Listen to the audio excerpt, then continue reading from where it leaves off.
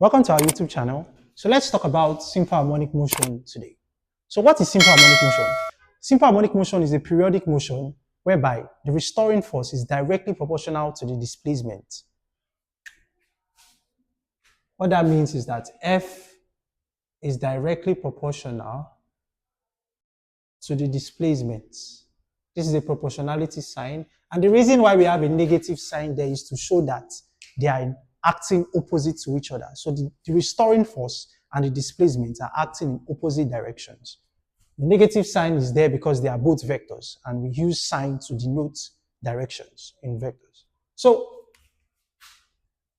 F is equal to minus Kx. This is also a formula that recalls or resembles that of Hooke's law. But this is simple harmonic motion. So it is a periodic motion whereby force, or the restoring force rather, is directly proportional to the displacement. An example of an object performing simple harmonic motion is a pendulum. So a simple pendulum looks something like this.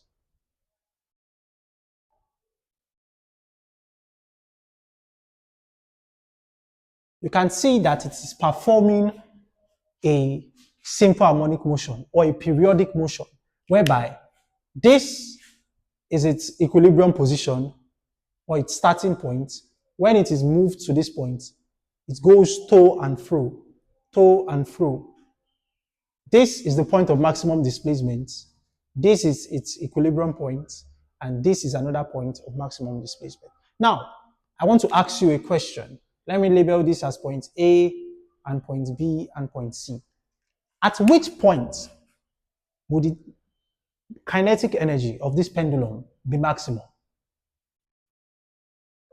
Pause for some seconds and answer it. So, looking at this, this is the point where it is at its maximum displacement.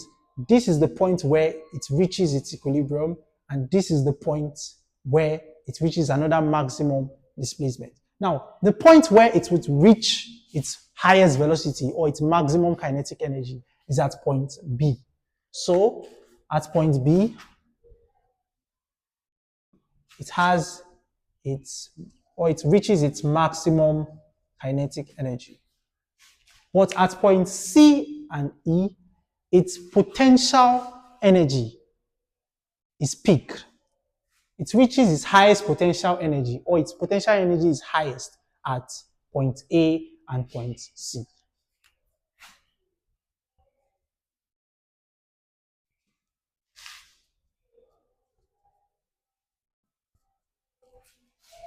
Take note of this because this comes out a lot in Jamb.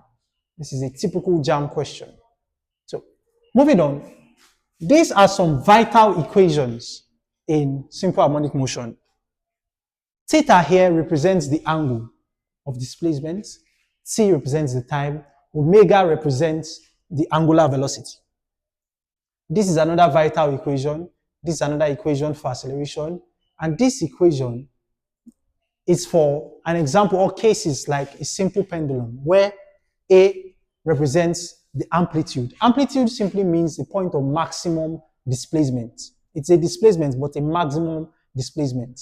An example of an amplitude in this question would be at this point and this point, where it reaches its highest displacement. That's what an amplitude means. X can be any displacement at all. And this formula here is very vital in simple harmonic motion. That's the fifth formula. F stands for frequency and T stands for time. Frequency is simply the number of oscillation made in 1 second, whereas T is the time taken for an object to make one complete oscillation or one cycle. Frequency and period are reciprocals. That means they can be written like this. Take note of this. It is very important. Next, I will give you some questions to solve and we can better understand simple harmonic motion. Thank you. Let's tackle this problem on simple harmonic motion. It says here that a simple pendulum 0.6 meter long has a period of 1.5 seconds. What is the period of a similar pendulum 0.4 meter long in the same location? So, The formula for the period of a pendulum is given as T is equal to 2 pi root L over G. Now, we can say that 2 pi is a constant, G is also a constant.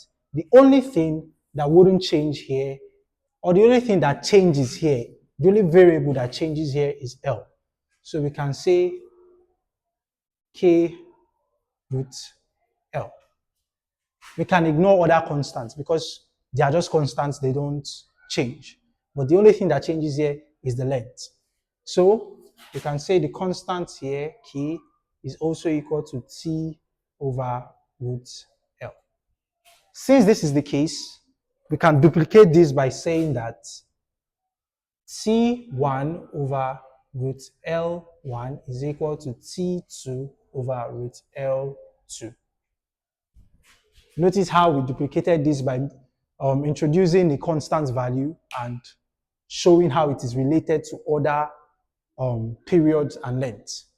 So, using this to solve this question, we know that our L1 is 0.6 meter and our T1 is 1.5 seconds. What is the period? So we are looking for T2 in this case. And we have our L2 as 0.4. Notice they specified that they are in the same location. Hence, this whole expression holds true because they are in the same location. So, we can now substitute that into this formula, having 1.5 root L1 is equal to, what is our T2? Our T2 is what we are looking for. Then root L2, which is 0.4, making T2. Where's our L1? Sorry, our L1 is actually 0.6. So making T2 the subject of formula, we have 1.5 multiplied by square root of 0.4 divided by square root of 0.6 by cross multiplying and making T2 the subject of formula. So punching this into my calculator, I would have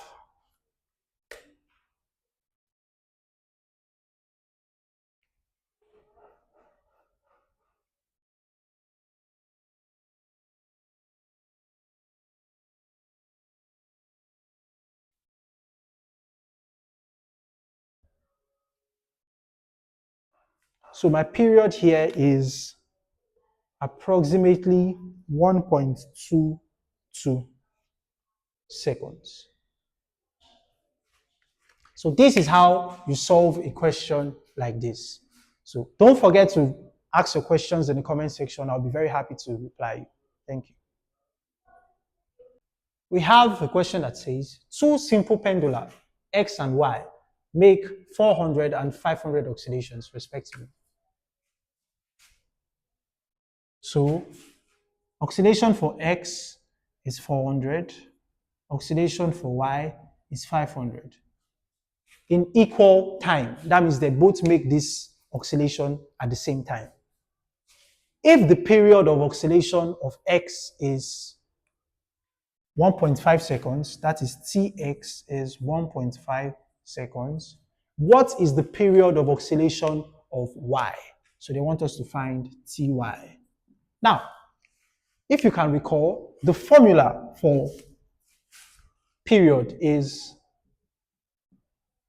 because I told you period is the time taken for an object to make one complete oscillation.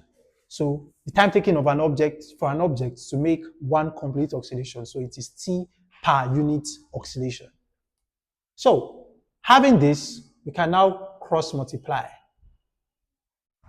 We would have Tn. But now take note that the question says if the period of oscillation of X and Y, it says 400 and 500 oscillations respectively in equal time. This is the key word here. So we know now that their time is the same. That means if this is T1 and we have let's call it Tx, and we have Tx and Nx here, that means Ty would be ty ny. Since tx and ty are equal, from this statement, tx is equal to ty, we can now equate both equations. Since this is equation 1, this is equation 2. Equating both equations, we would have a new equation. Now, what are we asked to find? What is the period of oxidation of y? So we're asked to find ty. So ty is equal to tx nx over ny. Substituting in the values, tx is 1.5, nx is 400, and ny is 500.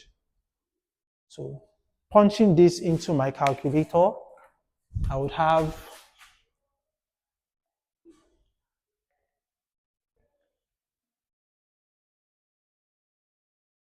1.2 seconds. So this is how you solve a question like this.